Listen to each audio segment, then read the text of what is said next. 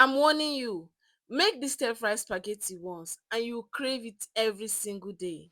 Hi faves, welcome back to my kitchen. I'm the mom chef and today I'm showing you exactly how to make it. I start by setting a pot of water on the fire, add some salt and go in with my pasta. I give it a gentle push so every part of the pasta goes completely into the water. Then I cover it up and let it cook until it is soft but still has a little bite.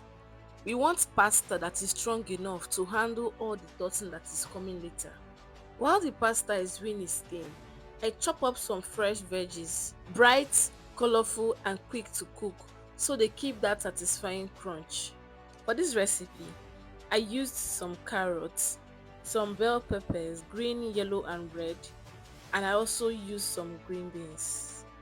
You can go ahead and use whatever mix you like, but ensure to keep it colorful and nutritious. This is a use what you have recipe. Don't stress if your fridge tells a different story. Next up, I heat up some vegetable oil. But here is a fun twist.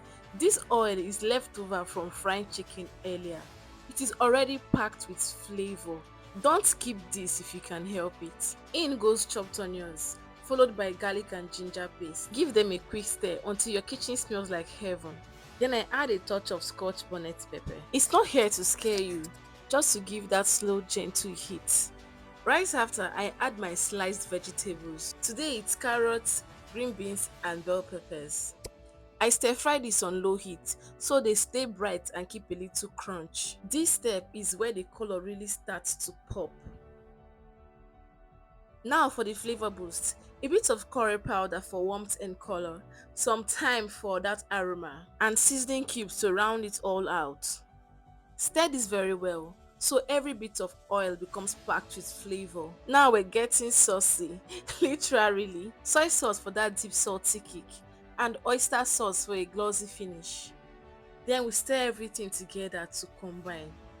To loosen this up and help the flavor stick to the pasta, we're going to be adding some of that pasta water.